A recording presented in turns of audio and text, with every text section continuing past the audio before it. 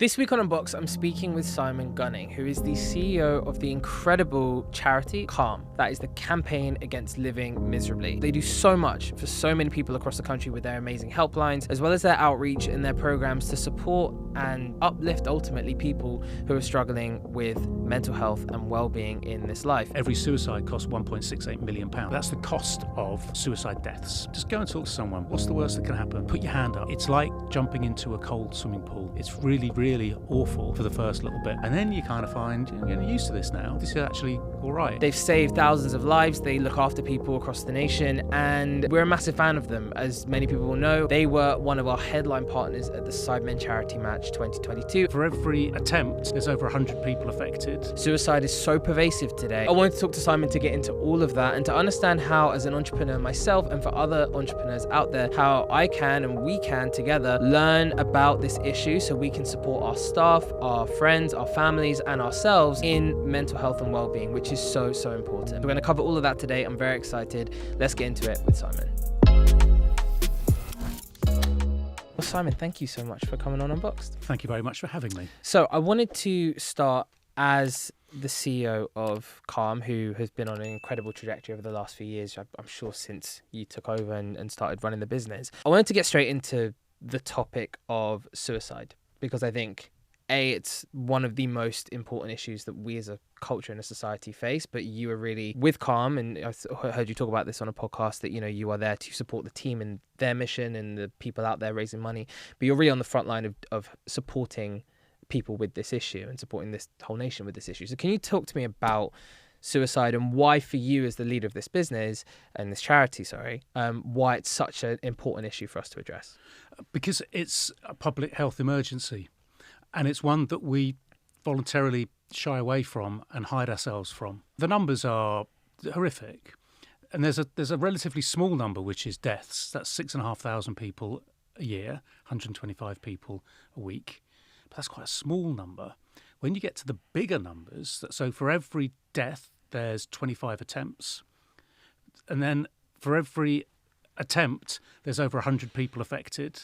So as you come out of this blast radius, you realise, in a way that's sort of relaxing, sort of reassuring, that this isn't some dark, dirty, weird thing hidden away. This is like a species-level behaviour. 1 in 5 of all of us will have suicidal ideation in our lives. It's not weird. It's a normal thing. And that's sort of temporarily relaxing. Then you go, oh, OK, so I can do something about it. And then you go, because then that's really terrifying. Especially bearing in mind the fact that we don't want to talk about it, and I've been doing this for 6 years, and I come up to that word, and there's something in my brain going, don't say it, don't say it, don't say it. It's horrible, but we have to say it, and we have to talk about it, and we have to get it out of the dark and into the light, because it doesn't like the light. It likes the dark. It likes the shame and the stigma. But the other way of looking at it is, why is it so important? Is meet somebody who's been directly affected. Meet somebody who's lost their kid or their parent or their loved one or their friend, and talk to them about that experience, and then deny that it's an important thing to want to deal with. Or then, because we're the Campaign Against Living Miserably, the countless numbers of people, so 6,500 times 125 people who are attempting every single year, that's living miserably, and they're us. They're not different people, they're us. So to get to the root of that then, and why is there a culture in a lot of ways, and I see it myself, of overwhelming misery in this country? I think a lot of people are from in my demographic. I'm not sure. Have you got kids? Yeah, I've got 2 teenagers. Yeah. Teenagers, yeah. I mean, I'm 26 now, so I've kind of been young and grown up in this time of social media dominating everything, and culture and society being, and I think, in a really challenging place for young people more than ever. There's so many pressures and challenges, cost of living, etc. But what do you think is really at the cause of why this has just become an exponential issue in recent years? It's sort of like a handed down issue, but slightly differently from generation to generation. So if we go back to the group that's been the worst affected historically, that is men who would probably have been in their 40s around 2008 when the crash happened. And that was at that point the fastest growing group. But drilling into that group, that suicide has followed that group through their lives. So when they were adolescents, teenagers, young adults, middle age, suicide has been a part of their life. They've always been at the top. So why is that? So let's go back one and think about the generation before and what had happened. So world wars, rationing, the kind of the stoic reality of a world that had been smashed to pieces for the First and Second World Wars. I mean, there was a gap, obviously, but not much, and certainly not economically speaking, because in that gap you had the Wall Street crash, and then you had all of the rest of it came with that. So if you look at that generation, most of whom are dead now, but there was no language, there was no permission. I think about my dad, who was born just after the Second World War, and he grew up in Shepherd's Bush, and the place was bombed, and probably the bloke next door either didn't come back from the war or came back with bits missing, and you got on with stuff, and there was rationing, and that's then passed on to the next one, and then passed on to the next one. But on those sort of different layers, what I think we're seeing is the passing of that baton of shame, but in a different environment. Because the thing that really rattles me is that whilst we can look at that group and we know that 3/4 of deaths are male, even though attempts are pretty much the same, and we can sort of kind of understand that they're the breadwinner, that man up, grow a pair. You can sort of see what's going on, even if maybe there's a little bit of guesswork in there, but there are cultural issues which have been handed down from the previous generation, which we can see. What's really frightening to me is that 16 to 24-year-olds are now the fastest growing group in history. They've overtaken that older group. Oh, wow. Yeah. So we talk about this, well, it's not always a mental health issue, let's not forget that. What do you mean by that? That it's not necessarily completely connected to a mental health condition. It's often impetuous. It's often spontaneous. It's often people refer to a permanent solution to temporary problems, which I think is perhaps borderline patronising, but it's often very much a spontaneous act of violence. We're not talking about a mental health emergency. We're talking about a public health emergency when we look at kids, and when we look at inside that 16 to 24-year-old group, females 10 to 21 are that subgroup that are growing at the very, very highest rate. So that's with what's called suicidality, a propensity to consider suicide as an option. Now, I think whilst we can look at that previous generation and think we understand why, I think we probably understand why 10 to 21-year-old females are finding life hard. Where are you going to live? What job are you going to get? And then we layer on the obvious body image comparisons, all of those that sort of stuff that's affecting kids. So you said that group of 10 to 21 females, but that's kind of a group inside within the 16 to 24. 16 to 24. But if you were to map them against any other group, are they kind of the fastest rising? Wow. Yeah. And do you see that, and do you measure that based on the calls and based on the data that you get? Like how does that data come in? It's Office of National Statistics. So so it comes to the coroner's courts for deaths. But suicidality, a key indicator of suicidality is self-harm. And so we can see they're over-indexing very clearly onto those groups, self-harm in various forms. Yeah. So we're not talking about deaths there in suicidality, but everything that comes from that constitutes suicide statistics comes from the coroner's court. And it's interesting you say about the 75% being male, right? So one thing that I read something recently which did strike a chord with me, which is around that concept of shame, as you said, and that actually in men there's a greater propensity for shame being the driver of depression and also suicide. Shame around maybe income, status, relationships, all these factors. What are some of the things which you think drive that 75% in terms of that shame matrix, so to speak, and what are the reasons for that from your experience understanding? What I've found really interesting when I've done anything like this in my life until 6 years ago when I started doing it, and you just come across fact after fact which blows your mind. One of the things that was amazing but sort of rung so true was that we run a helpline which is staffed by paid and trained professional people. They're not volunteers, so we're quite unusual, and we're very interventionist. So we'll put plans together for people that want to talk on or type to a human, and we've got a whole load of digital tools for people that don't. But what I found fascinating was that when very frequently men will call our helpline and they'll be talking. They'll present as being fine. Right, yeah, fine, everything's great. And it takes 10 minutes, 15 minutes before they'll start admitting that things aren't great. You've just run a helpline looking for help. But it's so deeply wired that we've got to present success. We've got to present affluence, professionalism. We've got to present... we have to be sexually attractive, especially when you're talking to a woman, even if do you know what I mean? That all this stuff is loaded so heavy, it's really hard to get down to the bottom, and the bottom is shame. That's the not fulfilling your personal ambition, not fulfilling the ambition that society tells you should be going after.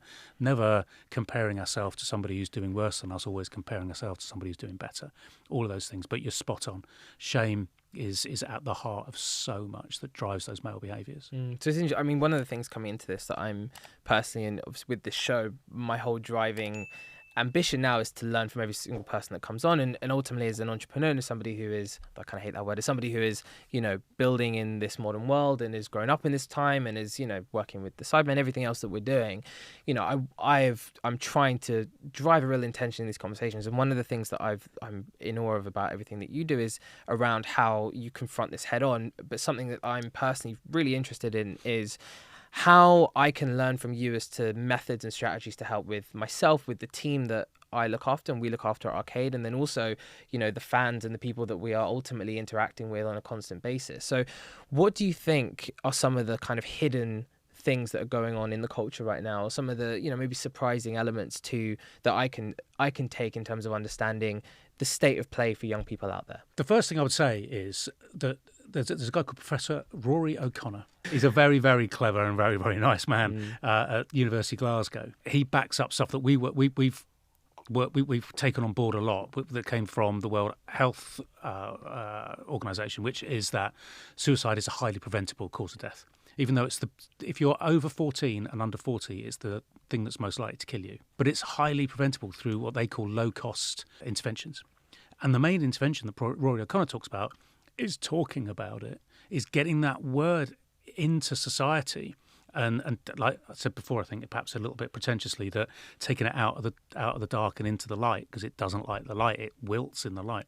How do you encourage different sorts of behaviours? Well, think about issues. And I think it's in your business, what you do is so interesting, because you can provide so many solutions for the three things we've identified that we want to confront. We want to help people who have a lack of self-worth, help people who have a lack of a feeling of being a part of something bigger than themselves, and then a sense of entrapment. So those are the three things: self-worth, sense of being a part of something bigger, and sense of entrapment. So when you're creating communities around content, when your listeners, your viewers, your audience are creating their content, and we see it in the stuff that we do with you. We definitely see it with stuff like Jingle Jam. This community of absolute, vibrant, brilliant personalities that pull people with them and cement stuff that maybe is being dismantled in society. That sense of being a part of something bigger, sense of self-worth, sense of entrapment are removed. So those are the things. Get it out in the open and address those three key points. So if I'm a young person out there and I'm sort of feeling trapped and I'm feeling like maybe I don't have self-worth, what are some of the sort of tangible things that you suggest people to look at doing, or that you found help the majority of people that you support? When it comes to our helpline, that really is about putting plans together. When it comes to the kind of products that we create, that's events, clubs, communities, joining up with people that have a shared passion point is really important to us. So we exist deeply in culture, and that's been right from the start when I started doing it, that bringing in football, music, comedy, rugby, cycling, art, all sorts of, through amazing people like yourselves, art with the Connor brothers, comedy with Ramesh Ranganathan and Susie Ruffle and Mark Watson and all those kind of brilliant people, sport with Declan Rice, and then working with you, culture is of such profound importance that you find your tribe with your cultural preferences. You can identify somebody that likes the same bands as you, even if you like American girl punk bands from the late 90s. You can find your place in society when, I think probably what, as tribal animals, we have almost intentionally dismantled our tribes.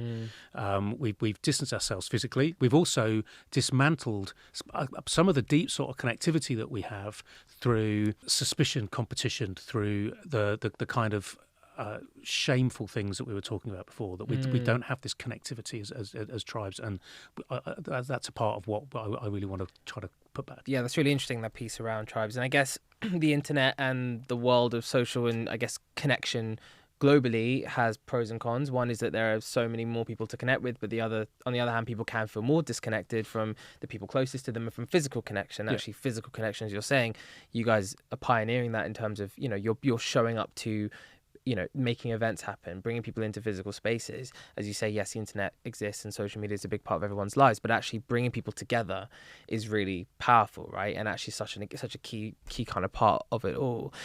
Going back to, I guess, COVID and the pandemic, I'm interested in how you, having been here for 6 years, pre and post that time, which obviously goes without saying, fundamentally shifted everything in so many ways. What was it like at that point for you? And I actually saw on a podcast, I think you said it didn't increase suicides, which I think people might find surprising. But what was that whole period like to navigate as a CEO of the leading suicide prevention business and charity, in the country? It was awful. I can imagine. It was absolutely terrifying. Yeah, because all the money stopped. So we don't get any money from government, which means that we can do mad. We discovered that World Mental Health Day coincided, and we don't really go in for things like World Mental Health Day that much, but it coincided with World Toilet Day. So we did a campaign where we printed "feeling shit" onto huge toilet rolls, and you can't do that if you've got government money. You can't take pivot. Risks in the same way, you can't take risks. You can't pivot into things. You can't go after the government, which we do. We just found that the money stopped because we were relying on people putting on gigs, putting on football matches. What did that look like tangibly? I mean, in terms of money correlating to helpline, which I guess is which from obviously the work we've done with you, the biggest cost. Yeah. What did that actually look like? In some kind of like overnight, what was it like? Literally just off a cliff. So, sort of like 1 week into lockdown, I looked at the bank, or somebody told me to look at the bank. We'd banked 10 quid in a day. It's unbelievable. Versus what would have normal been? 60 grand, 80 grand. Like it just, the whole thing stopped. It just stopped. Everything stopped. And so I just had to pivot, horrible phrase, but I apologise for it. But that's what had to happen. Yeah. We had to have like an 8-point strategy plan that I did stomping around my kitchen, and it worked. And we came out of it, and we ended up actually exceeding our initial target. Fortunately, we had, and we still have, a fair amount of money in the bank. I mean, they're small numbers. Charities don't operate on the kind of numbers that proper, the commercial businesses do, and it's all public, so I have absolutely no issue talking about it. We should be around a £10 million a year revenue business, and we're around a £6 million revenue business. But we've got around 6 million in the bank, and that was sort of similar back then. What we should have done is we should have grown by now, so we should be much bigger. But lockdown knocked us. What it didn't knock us, though, was our reach, and that's what saved us. So in really leaning into culture, in leaning into the brands that supported us. That's a big part of our business is brand partnerships.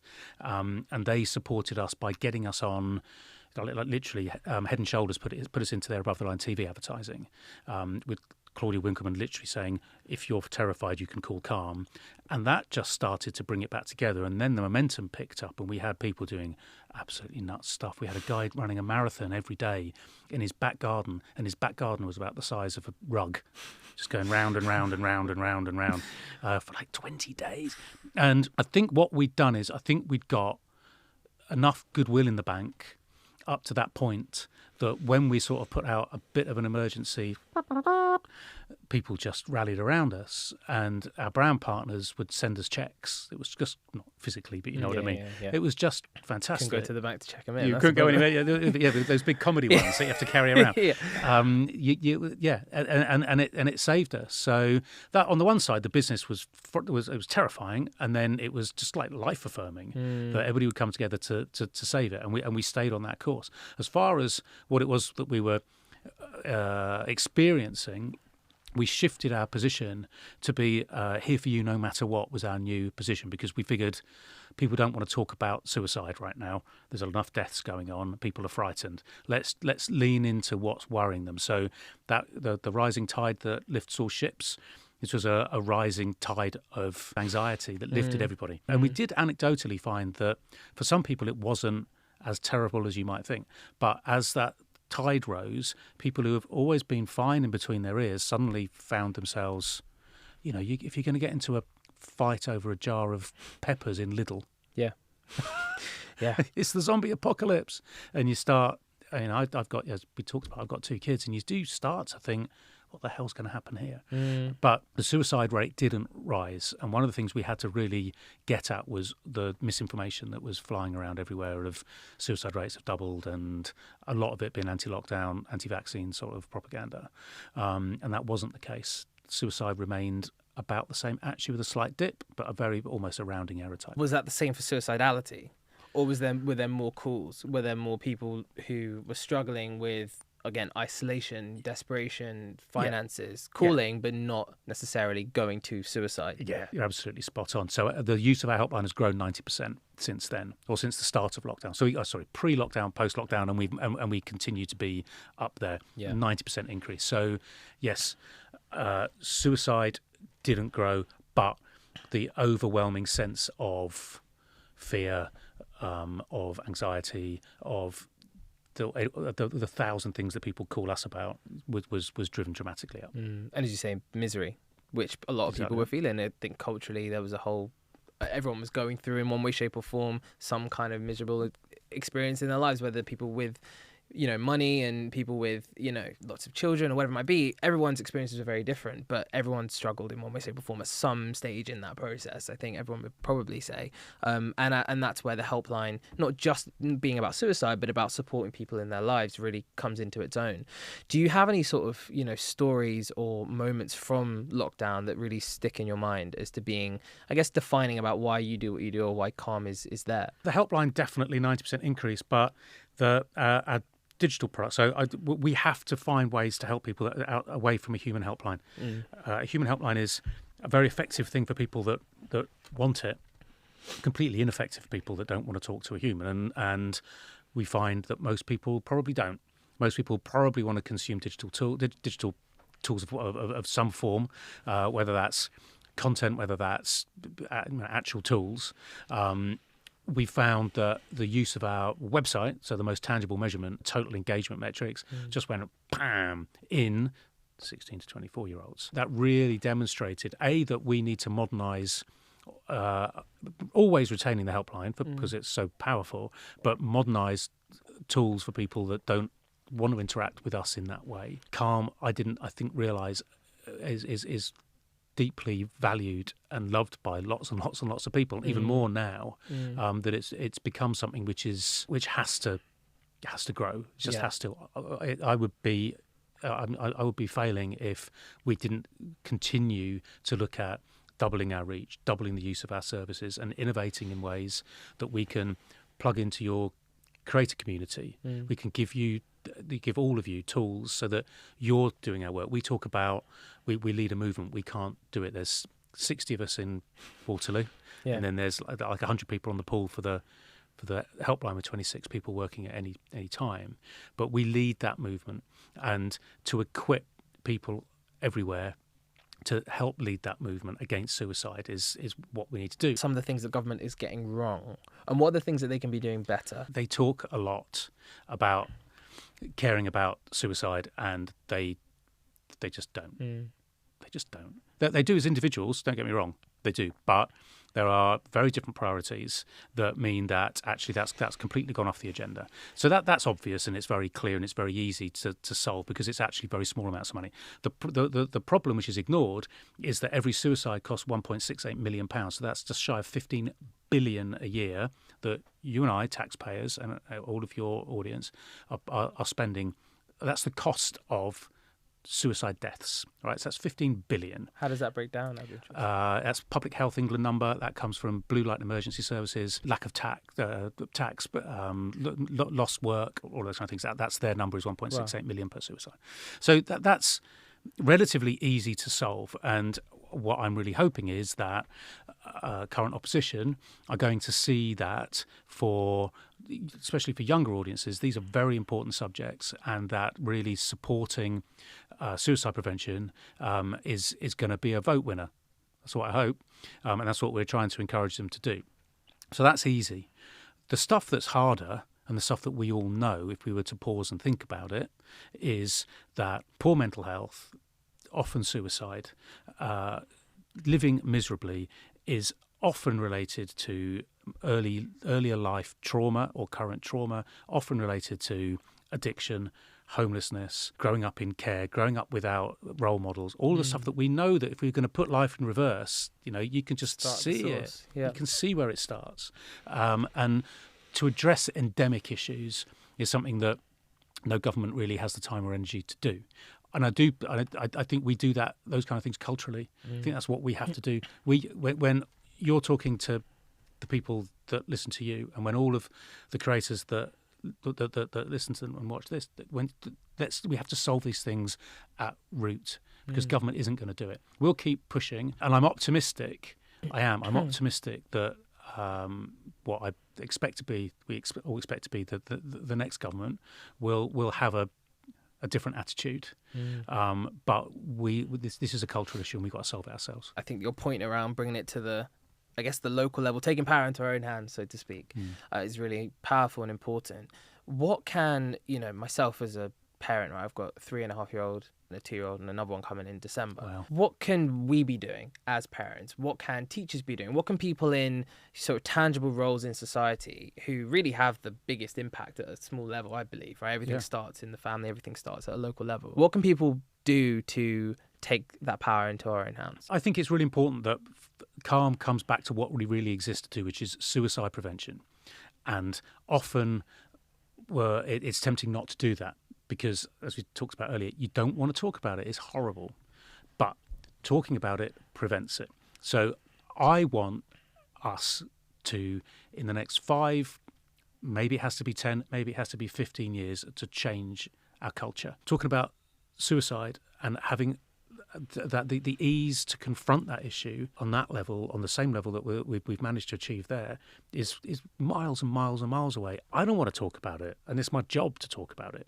We've got to change. So when we talk to our kids, when we're talking to our audiences, whether you're a teacher or you're an influencer or whatever you are, we've got to start that process so that in 10 years' time, your kids are in a society where it's absolutely normal to confront something which is absolutely normal. And as you say, your whole role as CALM is to destigmatize these issues. And I guess that's the role that we all have to play in our own homes, in our own families, in our own schools, to make the conversation not so sensationalized that it feels alien, but realize that it actually affects so many. I mean, I even know on a personal level, how many people in my generation, how many suicides there are, how many people who are depressed, who are miserable. I even think about the drug addictions, the alcoholism, all these things which will lead to that suicidality that culturally is so pervasive right now. I mean, I was thinking the other day, go back to, you think about people at school and you don't speak to them for a while, and then you hear, oh yeah, this person's committed suicide. Yeah. So is this person. Oh, and then this person in this school. And I think a lot of that, in our generation anyway, maybe you wonder, with more openness about some of these issues, with more discourse, would those outcomes have been the same? They wouldn't. Yeah, I mean, I can't say definitively, but what we shouldn't do is deny ourselves the opportunity to find out, because of shame, because of stigma, because of long-held cultural mores, which I didn't sign up for, you haven't signed up for. They were just passed to us from, the baton was passed to us and we didn't ask for it. And we have the tangible means to change that. Once we've changed that, and once we can confront addiction, for example, in different ways.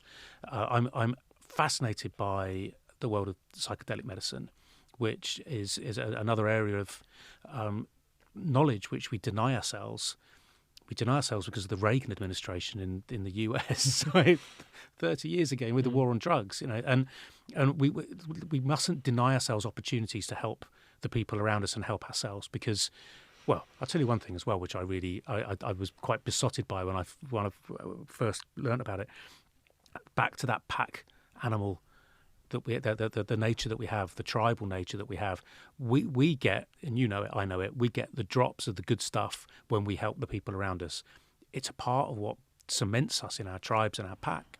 So we mustn't deny ourselves those helping techniques, those really simple tools, asking people how they are, asking them again, being sincere about it. And then as we move, we can start to change the cultural approach to suicide and solve those issues too. So the Sidemen and Calm, I think, the last charity match was amazing. It was incredible to see the impact. I remember hearing and seeing some of the numbers and the stats. What's your view on the Sidemen, on the charity match? What did it mean to Calm to be involved? And what was the tangible impact that game last year had, and hopefully this year can have an even bigger one? I mean, at the risk of being a bit vulgar, the money is really, really useful. It costs £8 for us to take a call on our helpline, and so that's kind of the tangible output that we can measure.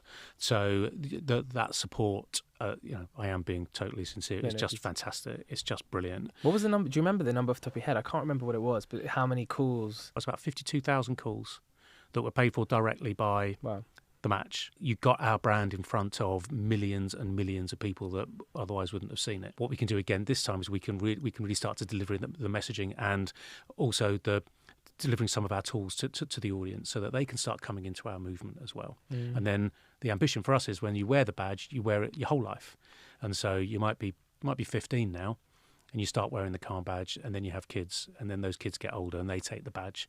And we want that identification with our cultural positioning to be something which is solid and lasts a really long time. And we can't do that. We don't have media budgets. We just don't have them. We are, however, the most awarded advertiser in the world in 2023. Well, I get that in somewhere. But we don't have any budget. It's all pro bono, everything. The brilliant partners that we have, whether that's advertising agencies or media companies or, brands like BMW and Beavertown and all those kind of people. And you take us, we ride on your back. But when you deliver those tools and those messages to your audience, they know it came from you. And we form strong bonds between all of our groups. So look, to wrap this up, because I think it's been amazing, and thank you so much for sharing everything. I think one question I would have for you is, for young entrepreneurs today, whether they're content creators or whether they're aspiring startup founders, whatever it might be, what would be your big advice as somebody who has to deal with suicide and mental health day in, day out? What would be your big piece of advice to them if they may be struggling? Seek help.